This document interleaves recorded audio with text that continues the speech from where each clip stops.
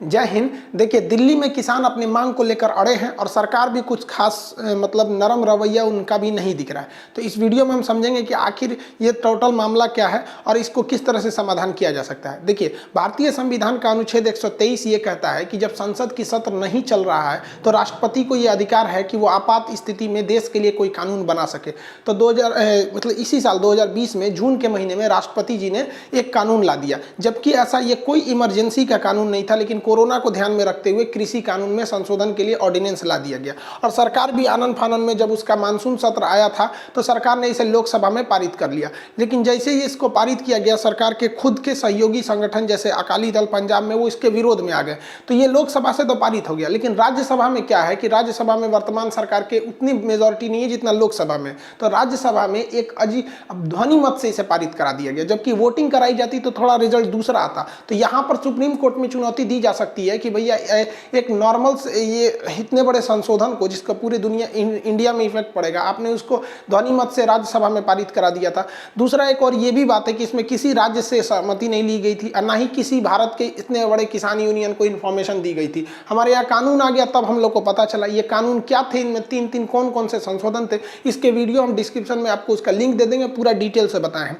लेकिन अब इसका क्या होगा, किसान पूरी तरह से अब क्या हो चुके हैं, ये सड़कों पे आ चुके हैं। दिल्ली जाने के जितने भी बॉर्डर हैं उसे सीज किया गया है। अगर ये बॉर्डर सीज नहीं किए जाएंगे तो और किसान दिल्ली में भटते जाएंगे। दिल्ली में इस ठंड में इन किसानों के ऊपर वाटर कैनन चलाए जा रहे हैं, लाठियां चलाई जा रही हैं। एक किसान ने इस वाटर कैनन को जाके बंद कर दिया था। तो जब उस किसान ने इस वाटर कैनन को बंद किया था तो उसके ऊपर 302 का मुकदमा लगा दिया ना, हत्या की कोशिश। जब हाले भाई उसने क्या किया कि भाई जो वाटर कैनन किसानों की ओर मारे जा रहे थे वो घुमा दिया किसके ऊपर, पुलिस वालों के ऊपर। पुलिस ने केस कर दिया कि किसान जो है वो दूसरे का रास्ता रोक रहे हैं। तो किसानों ने उल्टा पुलिस के ऊपर केस कर दिया कि किसान ये जो पुलिस वाले हैं ये हमारा रास्ता रोक रहे हैं। मतलब दोनों में एकदम जबरदस्त ठन गई है कि भैया अब हम लोग आर पार के मूड में हैं। जिस मुस्तैदी से पुलिस इन किसानों को रोक रही है यहाँ पर पुलिस लगा के, अगर ये मुस्तैदी अगर पुलवामा में दिखाया गया रहता तो हमारे उस वक्त उतने सैनिक शहीद नहीं हुए रहते। ऐसा नहीं है कि सरकार हाथ पे हाथ रख के बैठी है। सरकार ने भी विज्ञान कांग्रेस की जो बिल्डिंग थी साइंस कांग्रेस में, उसमें इन्होंने किसानों के प्रतिनिधियों से बात किया। अब किसानों का भी कुछ अड़ियल रवैया है। उनका कहना है कि हम बात तभी मानेंगे जब आप ये विधेयक को वापस ले ले। और सरकार कह रही है कि भाई साहब आप विधेयक में जो कमियां हैं उस कमियों को बताइए, हम उस कमी को दूर कर देंगे। तो इसमें दोनों में थोड़ा बहुत है, लेकिन किसानों का कहना है कि ये पूरी तरह से विधेयक गलत है। अब इसमें किसानों को भी थोड़ा सा मैनेज करना पड़ेगा, सरकार को भी करना पड़ेगा। अब सरकार इनको खाना खिलाने के लिए दी तो ये लोग अपने फुल मूड में थे, ये लोग अपना खाना खुद लेके आए थे कि भैया हम खुद खा लेंगे। वहीं विज्ञान कांग्रेस की ग्राउंड में इन लोगों ने अपना खुद का खाना खा लिया था। अब भैया गवर्नमेंट को कहना है कि भैया हम आपकी बातों को लेकर रेडी हैं अब, लेकिन ये लोग भी अपनी बात पर पूरी तरह से तुले हुए हैं। हद तो तब हो गई जब कुछ लोग इस बात पर सवाल उठाने लगे कि इन्हें फंडिंग कौन कर रहा है, इतने बड़े भीड़ को खाना कौन खिला रहा है। अरे भाई बुद्धि नाम की चीज नहीं है क्या? अब हद हो गई भाई साहब, अजीब दिमाग है इन लोगों का। अब बताइए, अब सैनिक के पास हथियार ना हो, शिक्षक के पास ज्ञान ना हो, लड़की के पास बाल ना हो और किसान के पास अनाज ना हो, ऐसा संभव है क्या? तो पृथ्वी पलट जाएगी भाई। पूरे हिंदुस्तान के 138 करोड़ लोगों का पेट ये किसान ही भरते हैं और आप ये सवाल उठा रहे हैं कि इनको फंडिंग कौन का? भाई साहब इनके खेत का उगाया हुआ अनाज है। और ये देखो कोई 5 स्टार होटल में नहीं बैठे हैं। जिस बिल्डिंग में इनकी मीटिंग बुलाई गई थी वो बिल्डिंग पूरी तरह सेंट्रलाइज एसी थी और जहां ये किसान बैठ के खाना खा रहे हैं ना, वो जमीन पे बैठ के खा रहे हैं। तो इनको फोटानी नहीं है, इनको कोई आए अपना खुद का अन्न उगा रहे हैं। ये कहां से आप सवाल पूछते हैं कि इनको पास अन्न कहां से आ रहा है? जो ये सवाल पूछते हैं कि इनको खाना कौन खिला रहा है, हम आपको भी कहते हैं कि जिस दिन दुनिया में भूखमरी आ जाएगी, पूरी दुनिया अगर खाना देने से आपको मना कर दे तो वाहे गुरु के आप किसी भी गुरुद्वारा में चले जाइएगा, आपका वहां पेट भर के खिलाया जाएगा और बिना आपका जाति धर्म पूछे भरपेट खिलाया जाएगा। हम लोग भी जब स्टूडेंट लाइफ में थे ना, तो कभी कभी मतलब फाइनेंशियल प्रॉब्लम की वजह से हम लोग भी गुरुद्वारा में ही खाना खाएं। तो हम लोग को ये पता है, आज भी आपको पता होगा कि दिल्ली के शीशगढ़ गुरुद्वारा हो गए या जितने भी गुरुद्वारा हो गए, वहाँ खाने लंगर में पूरी बंटवाए जाते हैं खाना। और जो ये सवाल पूछते हैं, हम उनसे एक सवाल पूछते हैं, क्या आप ये सवाल पूछ सकते हैं कि चुनाव में 20-20 हेलीकॉप्टर कहाँ से आते हैं, इनके पैसे कौन दिए जाते हैं? कभी नहीं पूछ सकते। हम यहाँ चुनाव का ना चिन्ह बदल दिए, वरना आप लोग हमारे इस बात को पॉलिटिकल एंगल में ले लो, इसलिए हम कहीं पे इस जिसमें झंडा उंडा नहीं दिखाए हैं। और आपको भी ये पता है कि अगर हेलीकॉप्टर नहीं है ना तो मतलब चुनाव ही नहीं है। कोई पूछ सकता है कि हेलीकॉप्टर कहाँ आते हैं? फॉर्च्यूनर, इंडिगो और स्कॉर्पियो, ये गाड़ियों को एक टैगलाइन मिल चुका है कि भैया नेताओं की गाड़ी है। फॉर्च्यूनर देख के किसी को लगता है कि नेता के 40 लाख की गाड़ी कहाँ से आ गई? आप पूछ सकते हैं? नहीं पूछ सकते हैं। लेकिन आप ये जरूर पूछेंगे कि एक टाइम का किसान खाना कहाँ से खा रहा है? भैया उसने खेत में उगाया है। आप अपने से पूछिए ना कि आप जो खाना खा रहे हैं वो कहाँ से उगाया गया है। यहाँ पर आज से 100 साल पहले, ठीक 100 साल पहले महात्मा गांधी ने एक असहयोग आंदोलन चलाया था कि भैया हम सरकार से लड़ाई झगड़ा नहीं करेंगे, हम प्यार से अपनी मांग को मनवाएंगे और उसका असहयोग करेंगे, उनकी दी हुई चीज़ों का बहिष्कार करेंगे। 100 साल बाद इसी असहयोग आंदोलन को दोहराया जा रहा है। सरकार के दिए गए खाने को किसानों ने क्या कर दिया? बहिष्कार कर दिया। असहयोग आंदोलन भी अपने चरम पर था, जिस तरह अभी ये चरम पर है ये किसान आंदोलन। 100 साल में इतिहास जरूर दोहराती है, ये फिर आ रहा है। लेकिन अगर आप याद करेंगे तो असहयोग आंदोलन भी धाराशायी हो गया था और महात्मा गांधी ने असहयोग आंदोलन को वापस ले लिया था चौरी चौरा हत्याकांड के वजह से। गोरखपुर के पास चौरी चौरा जगह है जहां 5 फरवरी 1922 को भीड़ ने जिंदा पुलिस वालों को जला दिया, जिस वजह से आंदोलन को दबाने में अंग्रेजों को बहुत ज़्यादा सहूलियत मिल गई। तो देखिए, अगर आप इतिहास पढ़े हैं और आपको पता है कि किस तरह से असहयोग आंदोलन चालू हुआ, तो सरकार को भी पता है कि किस तरह से दबाया गया था, जिसमें सबसे आराम से ये खालिस्तान वाले, भाई ये खालिस्तान वाले जो किसान हैं उनको भी कहते हैं कि आपकी ओर से अगर कोई उल्टे सीधे नारे लगा रहे हैं, खालिस्तान जिंदाबाद बोल रहा है या भारत सरकार को या प्रधानमंत्री को उल्टा सीधा बोल रहा है, तो आप ये समझिए कि आप अपनी भीड़ में एक बम पाले हुए हैं, वो आप ही के लिए डिस्टर्ब कर देगा। वहां पे सरकार को ये बहाना मिल जाएगा। और ऐसा नहीं है कि ऐसे नारे नहीं लगे गए हैं, ये कह देना कि नहीं ये एकदम नहीं है तो ये गलत है। 99-98% वहां पर किसान हैं, लेकिन 2% ऐसे लोग हैं जो उन किसानों के मांग को पूरी तरह से डाइवर्ट कर देंगे और सरकार को अच्छा सा बहाना मिल जाएगा दबाने का। जिस तरह से चौरी चौरा के बाद से दबाने का बहाना मिल गया, उस तरह ये खालिस्तान मुद्दा लेकर इस आंदोलन को भी दबाया जा सकता है। जबकि अगर आप देखेंगे विदेशों की बात करेंगे तो जस्टिन ट्रूडो साहब, इनको कनाडा में चुनाव जीतना है, सीख के ये चुनाव जीत गए। वहाँ खालिस्तान को ये बहुत ज़्यादा समर्थन देते हैं। यहाँ पर इनको यही रीजन था कि जब ये भारत में आए थे तो इनका कोई गर्मजोशी से स्वागत नहीं किया गया। हालांकि विदेश मंत्रालय ने अच्छे से इनको दबा दे दिया है कि भैया हम एक लोकतांत्रिक देश हैं, आपको कोई अधिकार नहीं है कि आप हमारे आंतरिक मामले में हस्तक्षेप करें। लेकिन हमें और आपको ये समझना चाहिए कि ये मामला यूएनओ तक चला गया है और यूएनओ के जो वो चीफ हैं पुर्तगाल के एंटोनियो गुटेरस, उनके प्रवक्ता ने कह दिया है कि भैया ऐसे आंदोलन को तुरंत मतलब समझा जाए, इनका अधिकार है। अगर आप इतिहास उठा के देखेंगे तो जब जब किसान आंदोलन हुआ है बहुत उग्र रूप ले लिया है। यही किसान आंदोलन था रूस में जारशाही शासन को उखाड़ फेंका था। इसलिए सरकार को भी इसे मतलब हल्के में नहीं लेना चाहिए। हालांकि यूएन का जो टिप्पणी है वो काफ़ी चिंताजनक है। जस्टिन ट्रूडो साहब से ऐसी ही उम्मीद की जाती थी क्योंकि इनका आदत है दूसरे के मामले में टांग लड़ाने का। अब आप खुद ही देख लीजिए ना, यहाँ पर अगर आप ध्यान देंगे तो ये ट्रंप साहब है, ये देखिए ये जस्टिन ट्रूडो है, ये ट्रंप है। इनको क्या जरूरत है ट्रंप की मेहरारू से भी नहीं देखा है? इसको देखिए, ये मिलियाना ट्रंप है, बेचारा घुसिया का चल गया यहाँ पर। इसको आदतें है भाई साहब दूसरे के चीज़ में टांग लड़ाने का। तो भाई ट्रूडो साहब हमारे किसान हैं, हम समझा लेंगे। हम ये मानते हैं कि आपको चुनाव जीतना है, आप ये इंडिया में भी होता है, चुनाव जीतने के लिए कुछ भी कर दो। हाथ जोड़ के विनती करते हैं, आप भारत में आइए, वसुधैव कुटुंबकम, आपकी इज्जत की जाएगी, बहुत अच्छे से इज्जत की जाएगी। लेकिन हमारे आंतरिक मामले में आप मत टांग लड़ाइए। समझ में आएगा कि नहीं? वरना आधा कनाडा खालिस्तान हो जाएगा। देखिए, कोई भी सरकार हो, चाहे नेहरू हो चाहे मोदी जी हो, अगर आप दिल से पूछिएगा तो किसानों के लिए कोई बहुत बड़ा काम नहीं किया। हाँ, नारे जरूर दिए गए थे, जय जवान जय किसान, ये सब का। अगर किसानों की बात करेंगे तो किसानों के लिए अब तक केवल 2 ही चीज़ अच्छे काम किए गए थे। एक उनके लिए जो ले आया गया था HYV, जो बीज की कैटेगरी थी जब भारत में हरित क्रांति की स्टार्टिंग की थी। दूसरा MSP, मिनिमम सपोर्ट प्राइस। लेकिन उसके बाद कोई खास काम किए नहीं गए। अब इसमें हर आदमी अपना चुनावी फायदा लूटना चाहता है। जो सरकार में बैठा है वो कहता है कि हमने ये किया, और जो विपक्ष में बैठा है किसी भी मामले पे विपक्ष में वो सरकार को घेरने लगता है। ये बात हकीकत है कि खाद्य सुरक्षा बिल 2013 में कांग्रेस ने लाई थी, जिसके तहत चावल 3 रुपए के लिए, गेहूं 2 रुपए केजी और मोटा अनाज जैसे बाजरा वगैरह 1 रुपए केजी देने की बात थी। लेकिन आप अगर इसके समय को ध्यान दीजिएगा तो 2013 में ही इसे लाया गया था। क्या उससे पहले गरीबी नहीं थी? क्यों? क्योंकि 2014 में इलेक्शन था। आप सब समझते हैं सबकी नीयत एक जैसी होती है। कोई मतलब सबका एक ट्रेंड है चुनाव में कि हमें जीतना है, उसी हिसाब से हम काम करेंगे, चाहे कुछ भी दे दो, इतना सस्ता।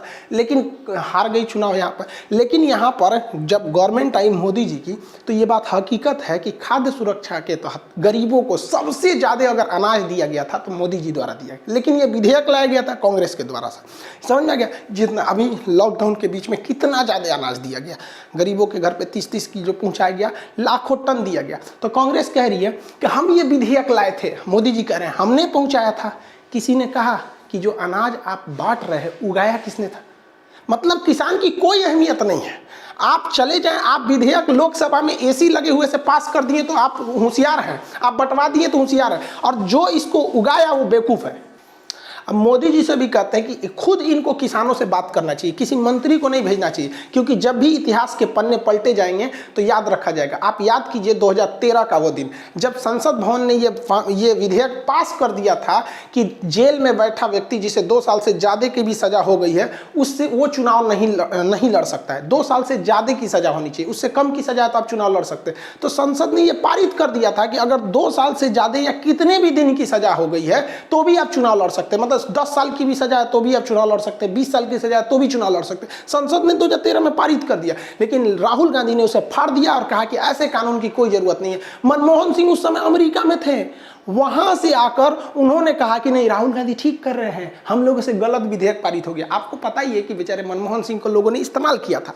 तो जब हम ये समझ सकते हैं कि जनता के आगे हीरो बनने के लिए राहुल गांधी अगर पास हुए विधेयक को फाड़ सकते हैं, तो नरेंद्र मोदी आप क्यों नहीं फाड़ सकते? आप भी कह दीजिए कि हाँ, लोकसभा से ये गलती हो गई, हम इसे सुधार करेंगे। अरे भाई, किसान खुश हो जाएगा। आप जो रखना चाहते हैं आप रखिएगा, लेकिन नया विधेयक लाइएगा। किसानों से कह दीजिए कि हाँ, हमने पुराना कर दिया। इतिहास आपको एक श्रेष्ठ और मानवतावादी प्रधानमंत्री के रूप में याद करेगा कि जो प्रचंड बहुमत रहने के बावजूद भी किसानों के आगे किसानों की बात सुनी थी। लेकिन अगर इस तरह से हठधर्मिता दिखाएंगे तो ज्यादा अच्छा नहीं है। यहाँ पर हर जगह मोदी जी क्या करते हैं, उस बहुत ध्यान रखते हैं इसका। जैसे पूर्वोत्तर भारत में जाते हैं तो वैसा पहनावा पहन लेते हैं, राजस्थान में जाते हैं तो पगड़ी पहन लेते हैं। आप इस चीज को बहुत बेहतरीन ढंग से देखे होंगे। शायद इसीलिए मोदी जी, बंगाल का चुनाव है तो रविन्द्रनाथ टैगोर की तरह दिखने के लिए शायद दाढ़ी रख रहे हैं, या हो सकता है कि क्रिश्चियंस के लिए सेंटा क्लॉज बनने जा रहे हैं। तो ये हमारे लिए तो अच्छी बात है भाई साहब कि हर धर्मों को लेके चलना चाहिए। और मोदी जी से तो कहते हैं कि यही मौका बढ़िया है। चाइनीज कंपनियां जो है वो क्रिसमस के लिए वो लोग करोड़ों का व्यापार करती हैं। एक बार आप ऐलान कर दीजिए क्रिसमस में कोई भी नहीं खरीदेगा। और हम सबसे कहना चाहते हैं कि क्रिसमस जो है हर लोग मिलकर मनाते हैं, हम लोग भी मिलकर मनाते हैं। ऐसा नहीं है कि केवल ईसाई मनाते हैं, क्योंकि उनकी संख्या तो हिंदुस्तान में काफ़ी कम है, लेकिन हम सब मिलकर मनाते हैं। हम सबको जिस तरह से हम लोगों ने दीपावली में बहिष्कार किया था चाइनीज लाइट बत्तियों का, उसी तरह से हम लोग इस बार क्रिसमस ट्री या सेंटा क्लॉज ड्रेस कुछ भी खरीदते समय चाइनीज चीज़ों का बहिष्कार करेंगे। खैर, मुद्दे पर आते हैं हम लोग। देखिए, अगर किसानों को लगता है कि नहीं इनका कोई साथ देगा तो ये गलत है। आप इतिहास उठा के पढ़िएगा, पूरा का पूरा हमने इतिहास की किताब में जो लिखा है, अभी जस्ट किसानों के लिए इतिहास की किताब लिखी, इसमें सिंधु सभ्यता से लेकर और आज़ादी के बाद तक की दुनिया की हर जगह कब कब किसानों को दबाया गया, चाहे वो रैयतवाड़ी व्यवस्था हो, चाहे वो महालवाड़ी व्यवस्था हो, चाहे अस्थाई बंदोबस्त हो, कोई भी कानून हो, तीन कठिया पद्धति हो, चाहे नील जमींदारों को हो, जब से किसान रहे हैं इन पर अत्याचार हुआ है। रीजन क्या है कि ज़्यादातर किसान जो हैं वो शिक्षित नहीं है, लेकिन अब किसान शिक्षित हो रहे हैं, ये जरूरी है। देखिए, आपको एक सीधी सी बात बताते हैं, दुनिया में अधिकार कभी मांगने से नहीं मिला है, इसे छीनना पड़ता है। आप किसान लोगों से हम कहते हैं कि आप सरकार के आगे जाइएगा, कुछ नहीं मिलने वाला है आपको, चाहे कोई भी सरकार हो। अगर आपको भारत में अलग अलग राज्यों में अलग अलग सरकार है, चाहे वो पूर्वोत्तर भारत हो, बंगाल हो या साउथ में हो, कहीं पे भी आप किसान कहीं का खुश नहीं है। किसानों को, सरकार को या हम जनता को अपनी हैसियत दिखानी पड़ेगी। एक बार किसान भाई, इस बार जो गेहूं बो रहे हो ना, अपनी ज़रूरत का गेहूं बो, उससे ज़्यादा बो ही नहीं। मतलब एकदम क्राइसिस ला दो, हिंदुस्तान में गेहूँ खत्म हो जाए यहाँ पर। मतलब जो आपके परिवार की ज़रूरत है वो गेहूँ आप बोइए, एक्स्ट्रा हो गया ना तो उसको धरती माँ में ही गाड़ दो कि भैया धरती माँ ने आपने दिया था गेहूँ, इस बार आप रख लीजिए। इतना हम गारंटी करते हैं कि कोई किसान मरेगा नहीं, क्योंकि ऊपर वाले का वरदान है कि अकाल पड़ने के बावजूद भी किसान अपना परिवार पाल ले जाएगा। और उतने में इतना किसानों में हिम्मत होती है ना कि एक टाइम खा के वो रह सकते हैं। 1 साल बस ऐसा कर दो कि आप अपनी फसल केवल अपनी ज़रूरत का उगाओ, उससे ज़्यादा होता है तो आप बेचो ही नहीं और रख लो एकदम, या अगर ज़्यादा हो गया है तो उसे रख लो और अपनी मन मर्जी के हिसाब से गेहूं जो सरकार, आप क्या कहते हैं कि सरकार से हमारी गेहूं को 21 रुपया खरीद लीजिए, सरकार नहीं खरीदती है वहां पर, तो आप उससे कहिए कि अब हम गेहूं नहीं देंगे, तो 40 रुपया जब गेहूं बिकेगा ना, उत्पादन ही नहीं होगा, हर चीज़ खत्म हो जाएगा। ये कपास किसान बेचारे महाराष्ट्र में दया आती है, किसानों में सुसाइड करते हैं कपास के किसान सब। इन कपास के किसानों के बदौलत गुजरात, राजस्थान, गुजरात, महाराष्ट्र, मध्य प्रदेश और कर्नाटक का जो सीमांत एरिया है महाराष्ट्र से सटा, उनके कपास के उत्पादन से आज हम लोग 600 रुपये में अच्छे कपड़े मिल जाते हैं, आपको 400 रुपये में शर्ट मिल जाता है, 500-600 रुपये में स्वेटर आराम से आप पहन सकते हैं इन किसानों के दम पर। लेकिन इन किसानों के बदन पे अच्छे कपड़े नहीं मिलेंगे क्योंकि इनको लोगों ने दबा के रखा है।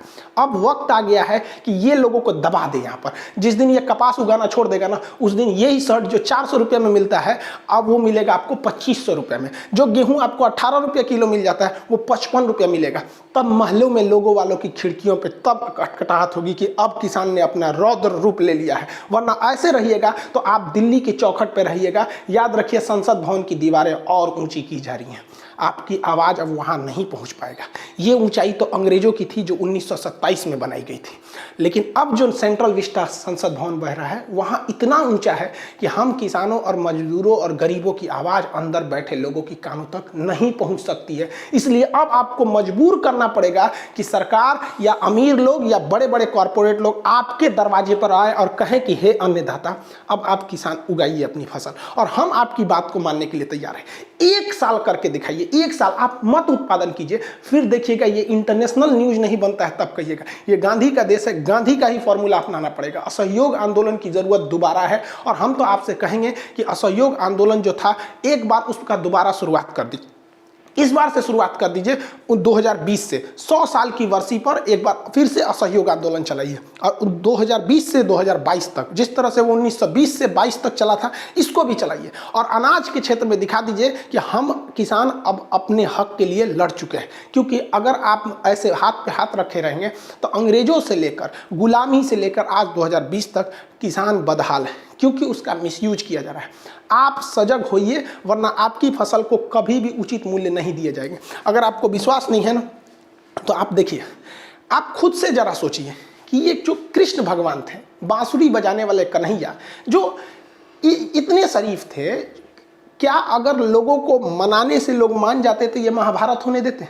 कभी नहीं होने देते, महाभारत कभी होने ही नहीं देते। यहाँ पर भोलेनाथ ये इतने भोले हैं कि लोग शंकर जी को भोलेनाथ बोला जाता है, लेकिन इन्होंने खुद के बेटे का सर काट दिया।